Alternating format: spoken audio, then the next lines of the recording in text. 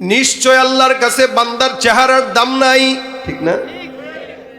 এত চমৎকার চেহারা যদি ঈমান না থাকে, আমার চেহারারও দাম নাই। এত চমৎকার সম্পদের মালিক যদি ঈমান না থাকে, আল্লাহর কাছে কোনো দাম নাই।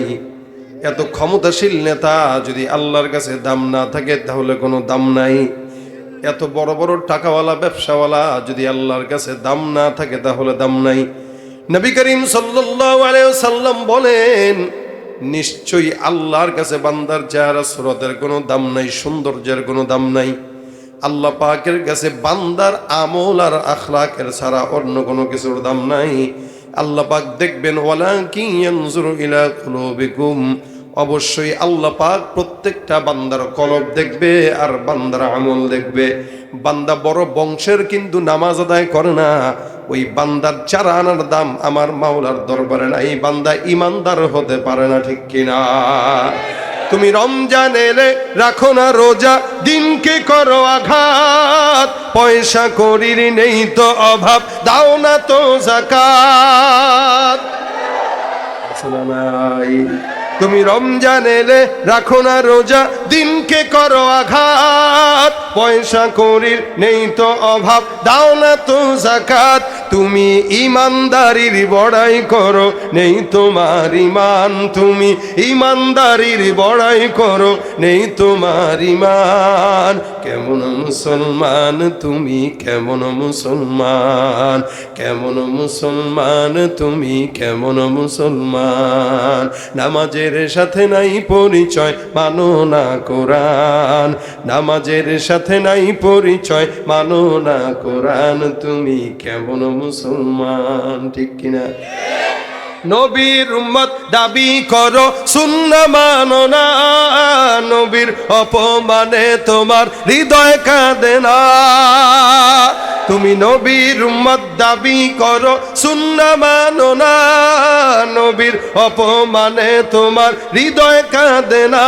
তুমি বিজাতীয় সংস্কৃতিতে সপেছ পরাণ, তুমি বিজাতীয় সংস্কৃতিতে সপেছ পরাণ। কেমন মুসলমান তুমি, কেমন মুসলমান তুমি, কেমন মুসলমান। তুমি সুদের টাকায় প্রাসাদ গড়ো, ঘুষ ছাড়ো না, দিন দুঃখী না খেয়ে মরে খবর রাখো না। তুমি ঘুষ খেয়ে অবিচার করো, সাজিয়া প্রধান। তুমি ঘুষ খেয়ে অবিচার করো, সাজিয়া প্রধান। কেমন মুসলমান তুমি, কেমন মুসলমান। নামাজের সাথে নাই পরিচয়, মানো না কোরআন। নামাজের সাথে নাই পরিচয়, মানো না কোরআন। তুমি কেমন মুসলমান। কথা কয় না? মুসলমান দাবি করে, নামাজ নাই। আল্লাহ বলেন, ওমিনান নাস মান ইয়াকুলু আমান্না বিল্লাহি ওয়া বিল ইয়াউমিল আখির ওয়া মা হুম বিমুমিনিন। মানুষের মধ্য থেকে এমন কিছু মানুষ থাকবে, যে সকল মানুষেরা তাদেরকে নিজেরা নিজেদেরকে ইমানদার বলে দাবি করবে, নিজেরা নিজেদেরকে মুসলমান বলে দাবি করবে, কিন্তু দিন শেষে এরা ঘুষ না খাইলে পেটের ভাত হজম হবে না। দিন শেষে সুদ খায়, দিন শেষে দুর্নীতি করে, রাতের অন্ধকারে আরেকজনের গলায় ছুরি দিয়ে তারপরে সন্ত্রাসী কার্যক্রম করে। এরাই যত বলুক না আমরা আল্লাহকে বিশ্বাস করি, আমরা আখিরাতকে বিশ্বাস করি, কিন্তু এদের গুনাহের কারণে এরা নিজেরা ইমানদার হতে পারে না। আমি আল্লাহ ঘোষণা করলাম, এরা হলো বেঈমান, মুনাফিক।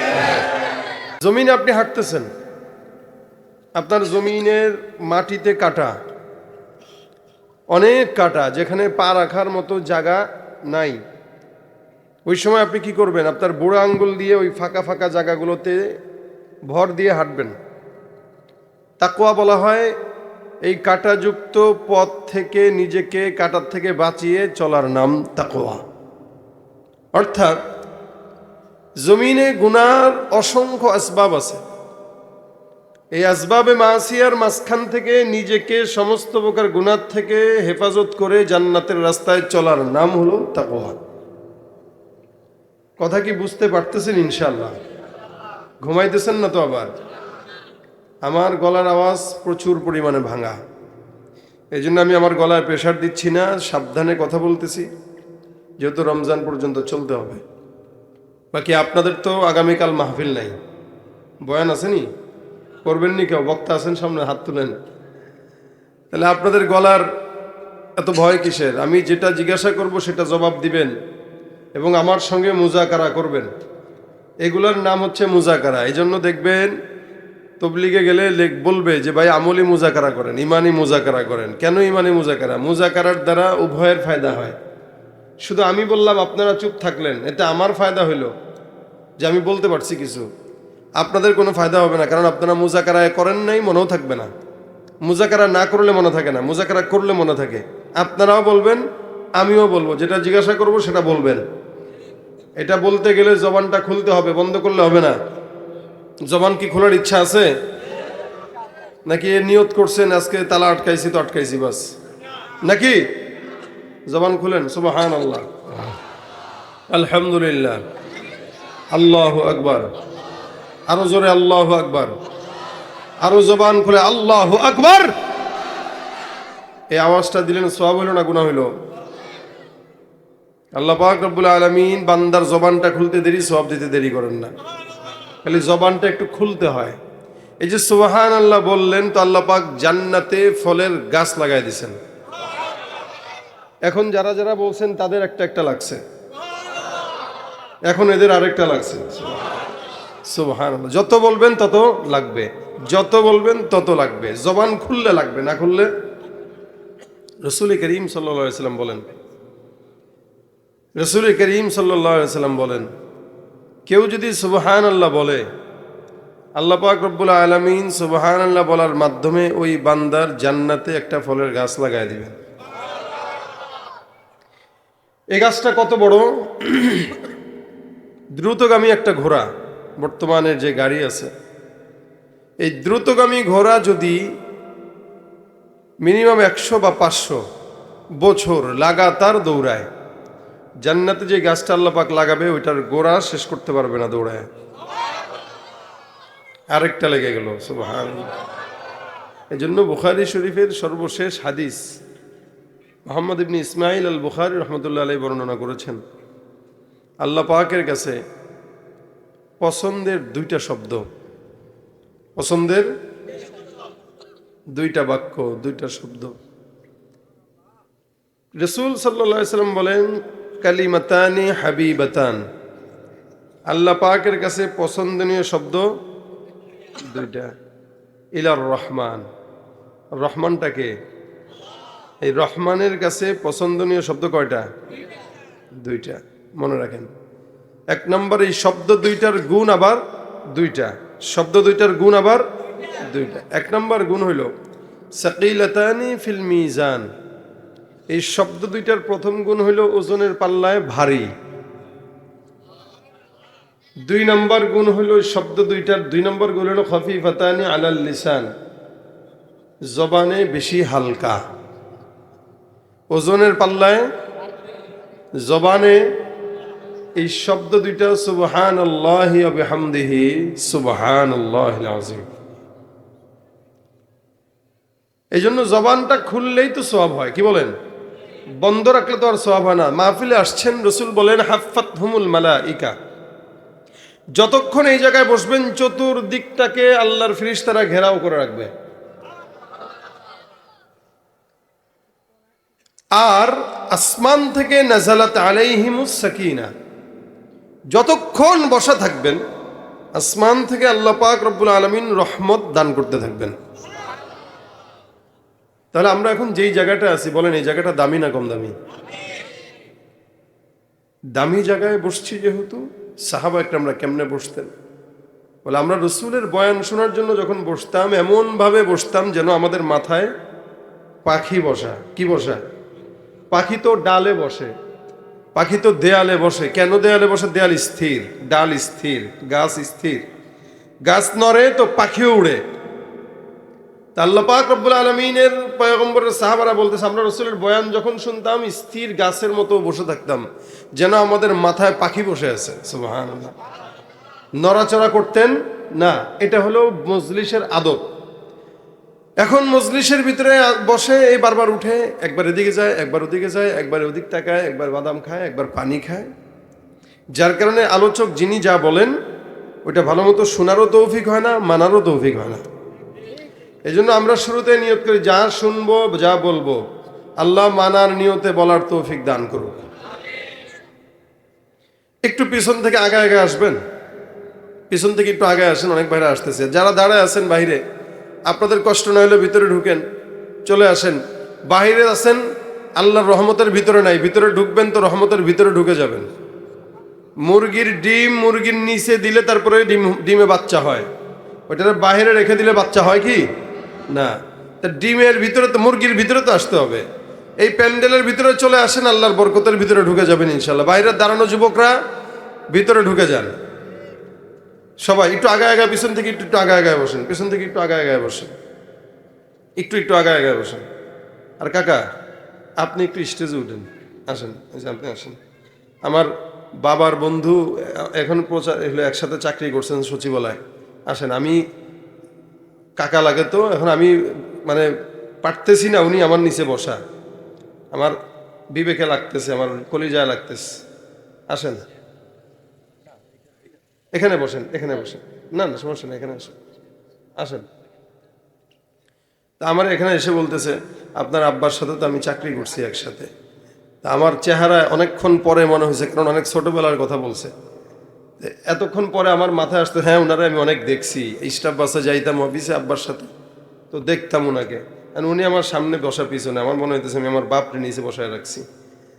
এটা সম্মান দিয়েছেন রসুল। রসুল বলেছেন না, আম্মুর রজলি সিনু আবি, যদি কাউকে চাচা ডাকো সে বাবার মতোই।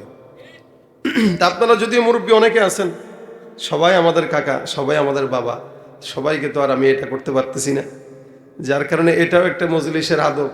আপনাদের যেখানে বসা ও জায়গায় এটা বসবেন, আমার যেখানে বসা আমি বসছি, এটা আমার নিজস্ব সম্মানের কারণে নয়, কোরআনের সম্মানের কারণে। আল্লাহ পাক আমাদেরকে যে কথাগুলো বলতেছি এগুলো একটু মনোযোগের সঙ্গে মুযাকারা করবেন ইনশাআল্লাহ। আল্লাহ পাক বলেন, মাইয়াত্তাকিল্লাহা ইয়াজআল লাহু মাখরাজা। আল্লাহ পাকের ভয় যদি কারো দিলে থাকে, দেখেন এখানে আল্লাহ পাক তাকওয়ার কথা বলেছেন। তাকওয়া মানে খোদা ভীতি, তাকওয়া মানে খোদা ভীতি। তাকওয়ার সহজ কথা হইল, যেই রাস্তা দিয়ে কাটা আছে ওই কাটাযুক্ত রাস্তায় নিজের পাকে বাঁচিয়ে বাঁচিয়ে চলার নাম হলো তাকওয়া। মানে গুনাহ থেকে নিজেকে বাঁচানোর নাম কি? তাকওয়া। আচ্ছা, এই সমাজে দুর্নীতি চলে কি চলে না? কেন চলে? তাকওয়া না থাকার কারণে চলে। জেনা চলে কেন? এই যে 14ই ফেব্রুয়ারি গেল ভ্যালেন্টাইন ডে, নাকি বানান ঠিক হয়েছে নি? না ঠিক হওয়ার কথা আমার, কারণ এই সমস্ত ডে আর দিবস আমরা পালন করি না, কোনো মুসলমানও পালন করতে পারে না। এগুলো ইহুদি খ্রিস্টানদের চাল, মুসলমানদেরকে কিভাবে নোংরা বানাইতে পারবে ওই চিন্তায় থাকে। এই যে ভালোবাসা দিবস পালন করে তাকওয়া না থাকার কারণে, টেবিলের নিচ দিয়া ঘুষ খায় তাকওয়া না থাকার কারণে, উপর দিয়া সুদ খায় তাকওয়া না থাকার কারণে, সরকারের টাকা নিজের টাকা মনে করে তাকওয়া না থাকার কারণে, যত অন্যায় অবিচার করে তাকওয়া। যদি কারো তাকওয়া না থাকে, আল্লাহ পাক বলেন কি, উলাইকা কাল আনআম বাল হুম আদাল। অথচ এক জায়গায় আল্লাহ পাক বলেন, ওয়ালাকাদ কাররামনা বানি আদম, বনি আদম জাতকে আমি আল্লাহ পাক কি বানাইলাম? সম্মানিত, শ্রেষ্ঠ এবং সম্মানিত। যত মানুষ আছে, যত সৃষ্টি আছে, সব সৃষ্টির চাইতে মানুষ সম্মানিত না অসম্মানিত? আল্লাহ বলেন বনি আদম, মানে আদমের সন্তান। কিন্তু তাকওয়া যখন না থাকে তখন বলে, বিবর্তনবাদের সবক শিখায় যে এরা বানরের সন্তান। যখন তাকওয়া না থাকে তখন ওইটা বলে। আল্লাহ বলে আমি বনি আদমকে সম্মানিত বানাইলাম। সম্মানিতটা কখন? অন্য আয়াতে আল্লাহ পাক রব্বুল আলামিন বলেন, ইন্না খলাকনাকুম মিন যাকারিন ওয়া উনসা ওয়া জাআলনাকুম শুউবান ওয়া ক্বাবাইলা লিতাআরাফু। আপনাদের এই এলাকার ভিতরে অসংখ্য বংশ আছে কিনা নাই? এক নম্বরে ভুইয়া বংশ, হাটুয়ারি বংশ। হাটারি না হাটুয়ারি? আচ্ছা, পাটোয়ারি। এরপরে মজুমদার, কাজী, এরপরে মোল্লা, ভেনু ভুইয়া। হ্যাঁ, আচ্ছা, কত যে নাম। এই যে বংশগুলো, আল্লাহ বলেন ওয়াজআলনাকুম শুউবা ওয়া ক্বাবাইলা লিতাআরাফু।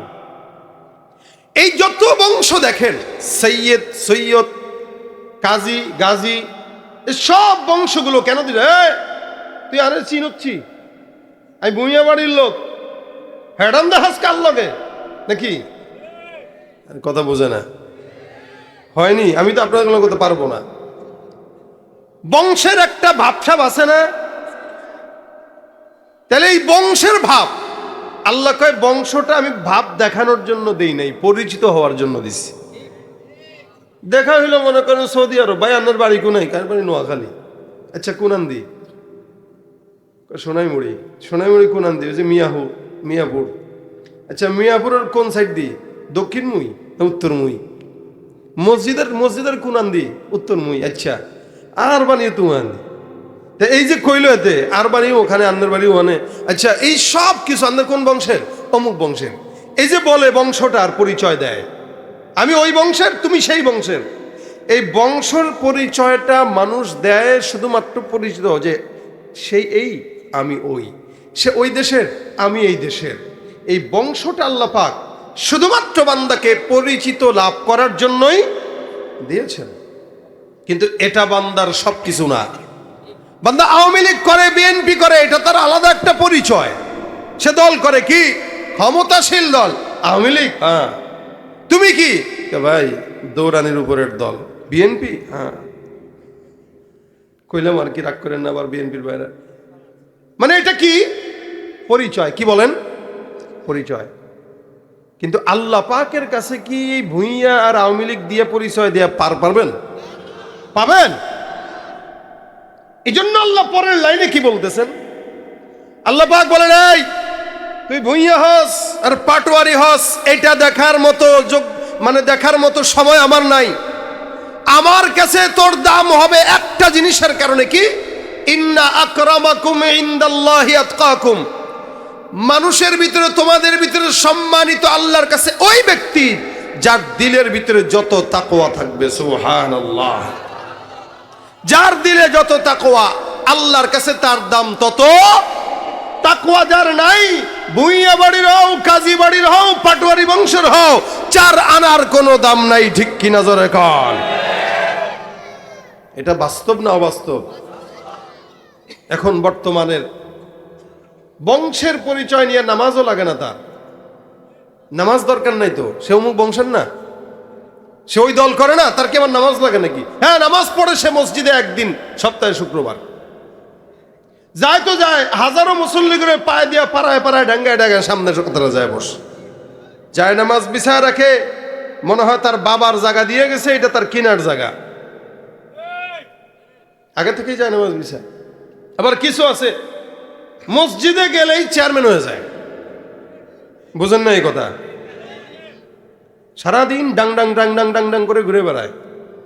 তখন পেটের ব্যথাও নাই, পায়ের ব্যথাও নাই, মাজার ব্যথাও নাই, বাতের ব্যথাও নাই। মসজিদে ঢুকলেই হেডের ব্যথা, বাতের বিষ। আসেনি নাই? বসে বসে নামাজ পড়ার ধান্দা। এটা আল্লাহর সঙ্গে অহংকার দেখানো। এই জন্য আল্লাহ বলেন, এই তোর বংশ উঁচু হতে পারে, তোর সম্মান উঁচু হতে পারে, তোর সৌন্দর্য বেশি থাকতে পারে, কিন্তু হাদিসে কুদসিতে রাসূল বলেন, গোলামি বান্দা তখন করে যখন বান্দার দিলে তাকওয়া থাকে। রাসূল বলেন, বান্দা নামাজ আদায় করবা আল্লাহর জন্য, কারণ দিলের ভিতরে তাকওয়া। এক আল্লাহর বান্দার কাছে, আল্লাহওয়ালা বুজুর্গর কাছে, খুব বুঝবেন, আল্লাহওয়ালা বুজুর্গর কাছে এক মুরিদ আসছে, হুজুর বলেন তো আমার গুনাহ করতে মন চায়, হুজুর অনুমতি দিয়ে দেন। বুজুর্গ ডাক দেয়া বলতেছে, গুনাহ করতে মন চায়? বলে হ্যাঁ। করো। হুজুর গুনাহ তো হারাম। না না, কোনো সমস্যা নাই, করো। হুজুর কি বলেন? তিন জায়গায় যায় করবা, গুনাহ তোমার জন্য জায়েজ হয়ে যাবে। কয় জায়গায় শিখে নেন। তিন জায়গায় গেলে গুনাহ জায়েজ, তার মানে আপনিও করতে পারেন চাইলে, আমিও করতে পারি চাইলে, সুযোগ একটা আছে। আমি কবেন আজীবন হুজুররা খালি বলছে গুনাহ করা যাবে না, নেকের কাজ করো, আর এই হুজুর কয় গুনাহ করতে। হ্যাঁ, আমিও বলি আপনারাও গুনাহ করবেন, তবে তিন জায়গায়। তিন জায়গার বাইরে যদি কোনো গুনাহ করেন জায়েজ নাই। বুজুর্গ ডাক দেয়া বলতেছেন, প্রথম জায়গা এমন জায়গায় যে গুনাহ করো দুনিয়ার সব বান্দা দেখবে মাগার আল্লাহ দেখবে না। বলেন তো সারা দুনিয়ার মধ্যে আছে নাকি? দুনিয়ায় এমন কোন জায়গায় যেখানে আল্লাহ দেখে না আছে নাকি? বলেন তো। বান্দারে ডাক দেয়া কইতেছে, বান্দা এমন জায়গায় যে গুনাহ করবা যেই জায়গায় তোমার মাওলা তোমার দেখবে না। এমন জায়গায় যে অন্যায় করো যেখানে আল্লাহ পাক রব্বুল আলামিন তোমাকে দেখবে না। এমন জায়গায় যে জিনা করো যেখানে আল্লাহ তোমাকে দেখবে না। এমন জায়গায় যে মদ খাও যেখানে আল্লাহ তোমাকে দেখবে না। এমন জায়গায় যে হারাম খাও যেখানে আল্লাহ তোমাকে দেখবে না। বান্দা ডাক দেয়া বলে, হুজুর জমিনের মধ্যে এমন কোনো জায়গা নাই যেখানে আল্লাহ দেখে না, অর্থাৎ সারা দুনিয়ার জমিনটা আমার মাওলার হাতের মুঠায়, ঠিক কিনা? দুই নম্বরে এমন জায়গায় যে গুনাহ করো যেখানে আল্লাহ পাক রব্বুল আলামিনের ফেরেশতা কিরামান কাতিবিন তোমার খারাপ কাজগুলো লিখবে না। জমিনের মধ্যে কোন জায়গায় যাবেন? পাহাড়ের চূড়ায়, মাটির নিচে, সমুদ্রের নিচে, যেখানেই গুনাহ করেন না কেন আল্লাহর ফেরেশতা গুনাহ লিখবে কি লিখবে না? এমন জায়গায় যে গুনাহ করবা যেখানে ফেরেশতা তোমার গুনাহ লেখে না। এমন জায়গা তিন নাম্বার, এমন জায়গায় যে গুনাহ করো যেই জায়গায় আল্লাহ পাক রব্বুল আলামিনের ফেরেশতা আজরাইল কোনোদিন জান কবজ করতে যেতে পারবে না। বলেন তো বিশাল বড় একটা বিমান দেখা যায়, বিমানের মধ্যে আবহাওয়া বাহির থেকে ভিতরে ঢোকার মতো কোনো পরিবেশ আছে নাকি? এক বিন্দু পরিমাণ ফুটা নাই। কিন্তু এমনও সংখ্যক মানুষ আছে যারা পাইলটরা বিমান চালাতে চালাতে দুনিয়ার জমিন থেকে বিদায় হয়ে গেছে। ওই জায়গায় কেমনে আজরাইল ঢুকলো? হ্যাঁ মুসলমান, তার মানে বোঝা গেল আজরাইল এমন একটা ফেরেশতা যেই ফেরেশতাটা যে কোনো জায়গায় ঢুকতে যখন তখন যাইতে আল্লাহ পাক রব্বুল আলামিনের বান্দার কাছে অনুমতি নেওয়া লাগে না। মুসা নবীর কাছে আজরাইল গেছিলেন, থাপ্পড় খায় তারপরে বিদায় হয়েছে। এটা তো ভিন্ন জিনিস। আল্লাহ পাক রব্বুল আলামিনের কাছে যায়, আল্লাহ এমন বান্দার জান কবজ করার জন্য পাঠাইছো, থাপ্পড় দিয়া বিদায় করে দিছে। বলেন তো মুসা নবীর মতো আপনি আর আমি নাকি? না।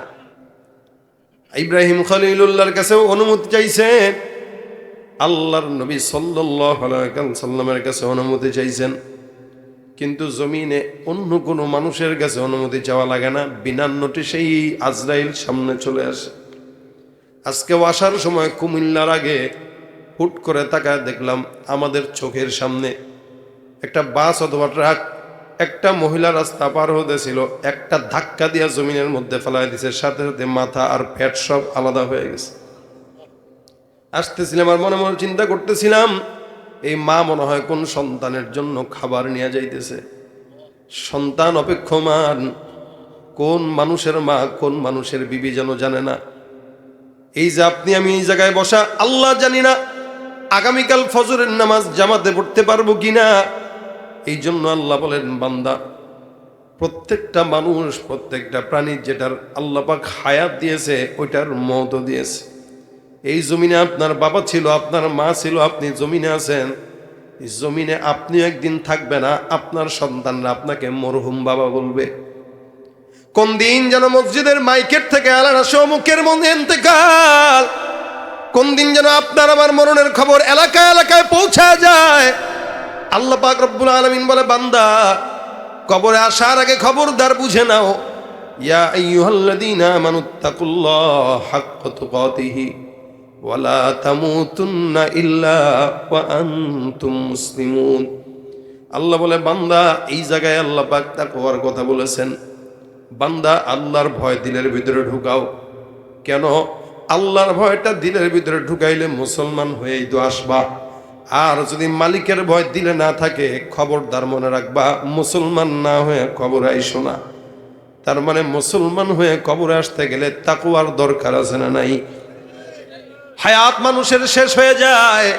আপনি আমি এই জায়গায় বসা, আগামীকাল কতগুলো মানুষের মৃত্যুর সংবাদ আপনার আমার কানের মধ্যে আসবে। জানি না মরণের পর আল্লাহর কাছে কি হিসাব আমি দেব বা আপনারা দিবেন। এই জন্য মুসলমান, আজরাইলটা এমন জায়গায় যায় যে জায়গায় বান্দার জন্য অনুমতি লাগে না। আপনার আমার কাছে চলে আসবে, বলবেও না, জানবেনও না। কত যুবকরা 18 বছর, 20 বছর, 22 বছর পর্যন্ত হয়ে গেছে, এলাকার ভিতরে দাপট নিয়ে ঘুরে বেড়ায়, হোন্ডা নিয়ে বের হইছে, কুমিল্লা লাকসামের চমৎকার রোড পায়, তারপরে এমন জোরে টান দিছে, বাস আরেক দিক দিয়ে এসে শেষ মুহূর্তেই রক্তাক্ত শরীর হয়ে গেছে। কত পাওয়ার দেখা এলাকায় চলতো, মুরব্বীদেরকে সম্মান দিত না এলাকায়, তার কারণে অসংখ্য মানুষরা কষ্ট পাইত, কিন্তু এক ধাক্কায় কিন্তু জিন্দেগি বরবাদ। বলেন তো, এই যুবকটা যে মৃত্যুবরণ করলো মানুষকে কষ্ট দিয়া, নামাজ না পড়া, জান্নাত না জাহান্নাম? বলেন তো। এই জন্য নবী করিম সাল্লাল্লাহু আলাইহি সাল্লাম বলেন, জমিন যদি কোনো মানুষের ব্যাপারে ভালো সাক্ষ্য দেয়, আল্লাহ পাক ওই বান্দাকে নিঃসন্দেহে আল্লাহর জান্নাত দিয়ে দিবে। তাকওয়া যদি কোনো বান্দার দিলে থাকে, জমিন তার ব্যাপারে ভালো সাক্ষ্য দেয়। তাকওয়া যদি থাকে কোনো বান্দা, ফজরের নামাজ যদি মসজিদে জামাতের সঙ্গে আদায় করে, এলাকার ভিতরে যখন মরণ হবে বান্দারা ডাক দেয়া বলবো, ওই বান্দা নামাজি, ওই বান্দা জিকিরওয়ালা, ওই বান্দা ঘুষ খায় নাই, সুদ খায় নাই, আল্লাহকে ভয় পেয়ে চলতো, কোনোদিন নামাজ ত্যাগ করে নাই।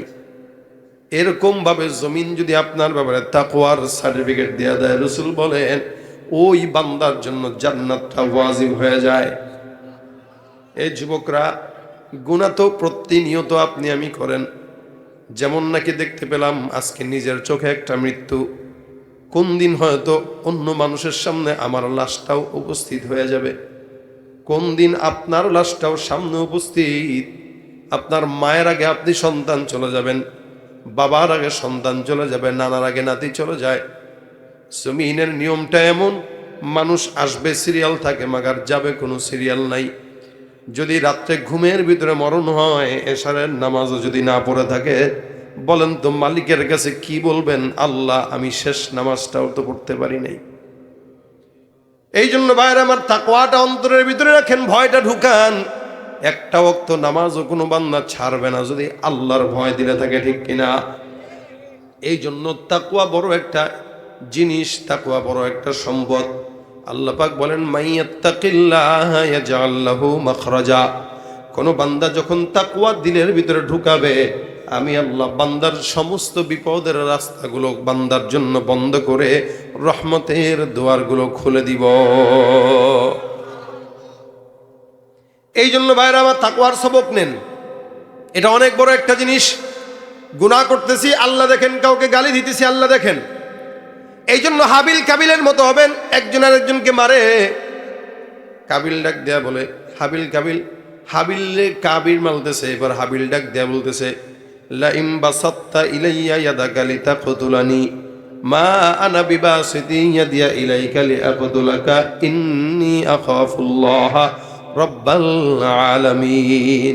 তুমি যে আমাকে মারতেছো হাত বাড়ায়া, আমি চাইলে তোমারে আমিও মারতে পারতাম, কিন্তু আমি কেন মারলাম না? আমি কেন হাত বাড়াইলাম না? আমি আমার মাওলাকে ভয় পাই, তাকওয়া আমি আমার দিলে রাখতেছি। আমি চাইলেই তোমাকে আঘাত দিতে পারতাম, কিন্তু আল্লাহর ভয়ে আমি তোমারে কিছু বলি নাই। এই তাকওয়ার কারণেই বেচারা মরাও জান্নাতি হয়েছে, আর ওই বান্দা মেরে জাহান্নামী হয়েছে। শুধু তাই না, সারা দুনিয়ার মানুষ যতগুলো হত্যাযজ্ঞ করবে সব অপরাধ তার কাঁধেই যাবে। আর আরেকজন, এই জন্য নবী বলেন, কেউ মেরে জান্নাতি হয়, কেউ মরে জাহান্নামী হয়।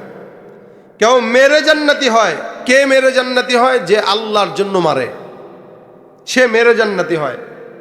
আর যে কেউ মরে জাহান্নামী হয়, কেমনে হয়? কারণ উভয় লোক যখন মারামারি করে, তখন দুজনের মনেই কিন্তু একজন আরেকজনকে হারাবে এই চিন্তা থাকে, আমিও দিব তুইও দিবি। এখন মারামারিতে কেউ জিতে কেউ হারে, তো যে হেরে যায় সেও জাহান্নামী, যে মারলো সেও জাহান্নামী। সাহাবারা কয়, রাসূল এটা কোন ধরনের কথা? যে মরলো সে তো ক্ষতিগ্রস্ত হইলো, সে তো জান্নাতি হওয়ার কথা। রাসূল বলেন না, কারণ তার মনের ভিতরেও ওইটারে মারার স্বাদ ছিল, সে চিন্তা করছিল কিন্তু পারে নাই, শক্তিতে কুলায় নাই। এই যে মারতে গেছে, এই কারণে সে জাহান্নামী হবে। এই কারণে কেউ আপনারা আঘাত দিল, আপনি মনে রাখেন যে আল্লাহ, আমি তোমার ভয় পাই, তোমার কারণে আমি এই আরেকজনকে আঘাত দেওয়া থেকে বেঁচে থাকলাম। যুবকেরা বিশেষ করে রাস্তাঘাটে ঘুরে হুন্ডা চালায়, সিএনজিওয়ালাকে পিছন থেকে হর্ন দিছে, শুনে নাই কেন, সামনে ব্রেক কইসা বাস গালি একটা দিয়া শুরু হয় সিএনজিওয়ালার সঙ্গে বেয়াদবি। কিসের এত গরম আপনার?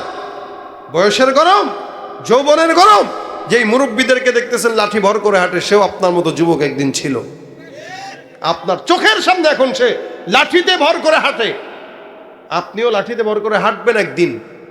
কিন্তু আপনার এই ব্যবহার এলাকার মানুষের মুখে মুখে থাকবে যে এটা ছিল বটপার, বদমাস, বদমাস ছিল। এই কথা কি আপনি মানুষের জবান থেকে দূর করতে পারবেন? পারবেন না। যদি না পারেন, রাসূল বলেন ওয়াজিব হয়ে গেল। বলে কি ওয়াজিব হইল? জমিন যার ব্যাপারে খারাপ সাক্ষ্য দেয় তার জন্য জাহান্নাম ওয়াজিব হয়ে গেল।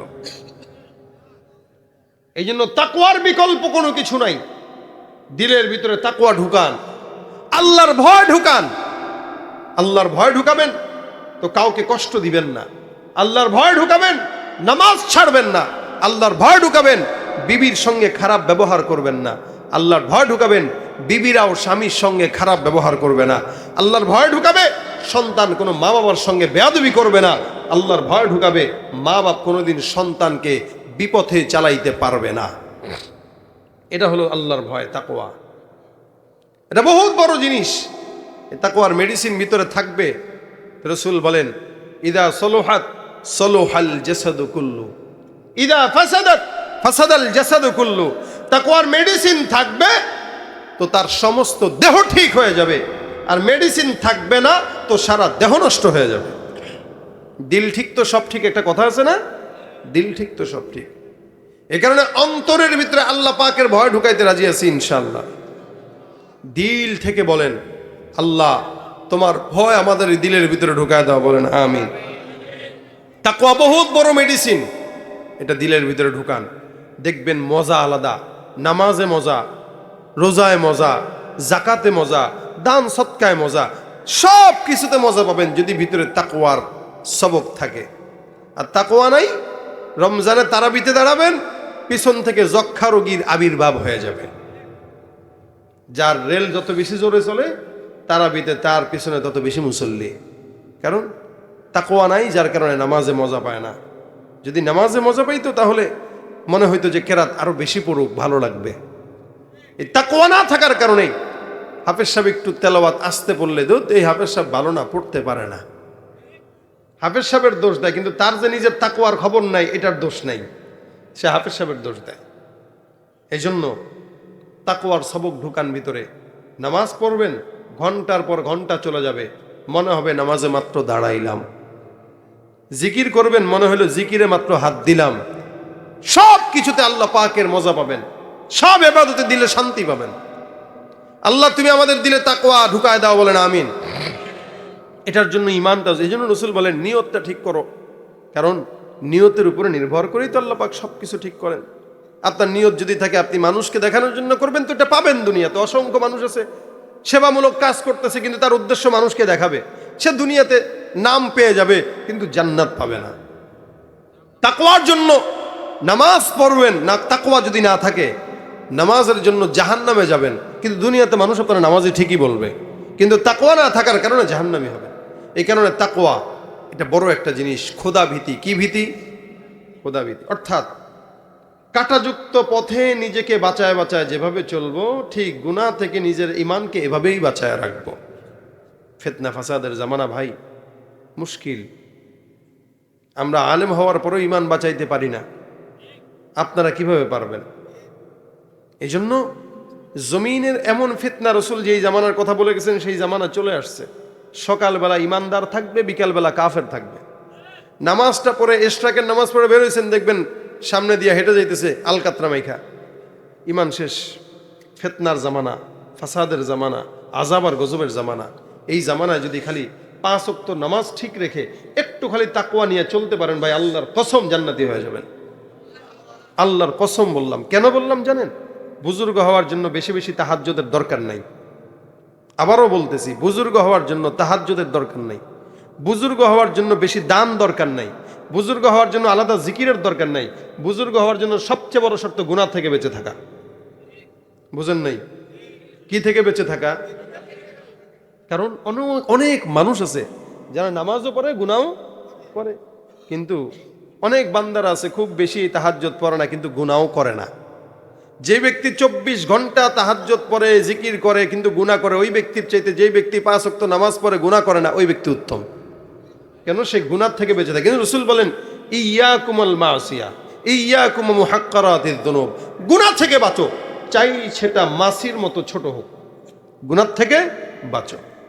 গুনাহ থেকে বাঁচতে পারলেই তাকওয়া অর্জন হয়ে যাবে ইনশাআল্লাহ। আল্লাহ পাক আমাদের তাকওয়া অর্জন করার তৌফিক দান করুক। আল্লাহ আমাদের দিলের থেকে লৌকিকতা, রিয়া দূর করে দেখ। কারণ রিয়া এটা আল্লাহর সঙ্গে অন্যতম শিরিক। এটাকে বলা হয় শিরিক ফিল খাফা, গোপন শিরিক। যেটা আল্লাহকে দেওয়ার কথা ছিল ওইটা আপনি অন্যকে দিয়ে দিলেন। ইবাদতটা আল্লাহর জন্য করা দরকার ছিল কিন্তু আপনি মানুষের জন্য করলেন। তার মানে আপনার ইবাদতের মুস্তাহিক হচ্ছে মানুষ। তার মানে এটা আপনি আল্লাহকে না দিয়ে মানুষকে দিলেন। এই কারণে রিয়া মুক্ত ইবাদত, এই তাকওয়া যুক্ত ইবাদত আল্লাহ পাক আমাদের সকলকে দান করুক। সকলে বলেন আমিন। যেই কথাগুলো শুনলাম বললাম, এগুলোর উপরে আল্লাহ পাক আমাদের সকলকে আমল করার তৌফিক দান করুক। বলেন আমিন। এই যে তাকওয়া পাওয়ার জন্য বেশি বেশি আল্লাহর কাছে ইস্তেগফার করবেন, গুনাহমুক্ত হওয়ার জন্য। এখানে কত মানুষ আসছেন, 10 জন যদি একটা আমল বাসা পর্যন্ত নেন, এটা আজকের কমিটি যারা আছে এদের জন্য সার্থকতা। বসে আছেন চুপচাপ, জবান দিয়া আস্তাগফিরুল্লাহ আস্তাগফিরুল্লাহ আস্তাগফিরুল্লাহ একটু বললেন, কষ্ট হবে? বলেন আস্তাগফিরুল্লাহ আস্তাগফিরুল্লাহ আস্তাগফিরুল্লাহ। চায়ের দোকানে বসে রয়েছেন, বসতেছেন, একটু বলেন। গীবত শিকায়ত না করে একটু ইস্তেগফার পড়েন। হুন্ডা চালাইতেছেন, ইস্তেগফার পড়েন। রান্না করতেছেন, ইস্তেগফার পড়েন। যে যেখানে আছেন, মানুষের তো কাজ থাকে বিভিন্ন, হাত পায়ের কাজ, হাতের কাজ, হ্যাঁ, চাকরি বাকরি করতেছে আর যাচ্ছেন, সব কিছু আছে ঠিক, কিন্তু যখনই একটু সময় হইল একটু ইস্তেগফার যদি পড়ে নেন, দেখবেন যেই গুনাহগুলো হয়ে গেছে অনিচ্ছাকৃত, আল্লাহ পাক ইস্তেগফারের মাধ্যমে গুনাহগুলো মাফ করে দিবেন। ইস্তেগফার মানুষের কলবকে পরিচ্ছন্ন করে, ইস্তেগফার মানুষের গুনাহ মাফ করে, ইস্তেগফার মানুষের রিজিকের অভাব দূর করে, ইস্তেগফার মানুষকে বিপদ থেকে হেফাজত করে, ইস্তেগফার মানুষকে মুস্তাজাবুদ দাওয়া বানায় দেয়। ইস্তেগফারটা করতে পারবো ইনশাআল্লাহ। আল্লাহকে আমরা ডাকতে পারি না বলেই না আল্লাহ আমাদেরকে দেয় না। যদি ডাকতে পারতাম দিত না, ডাকতে পারি না বলে দেয় না। এই কারণে যখন সময় হবে আল্লাহকে ডাকবো। রাজি আছি ইনশাআল্লাহ? ধরা দিয়েও দাও না ধরা, কাছে থেকেও দাও না সারা, এই বুকেতে বইছে খরা, না পাওয়ারি যা তো না, পুরে পুরে ছাই হইল এই যে পাগলের সিনা, পুরে পুরে ছাই হইল এই যে পাগলের সিনা। মাওলা তোমায় ভালোবেসে কলিজা পুড়ে গন্ধ আসে, আমি তোমার নূরে যাব মিশে, তোমার নূরে যাব মিশে, দূরে ঠেলে দিও না, পুরে পুরে ছাই হইল এই যে পাগলের সিনা। মাওলার ইশকে জলে আগুন নিভাইলে যে নিভে না, পুরে পুরে ছাই হইল এই যে পাগল।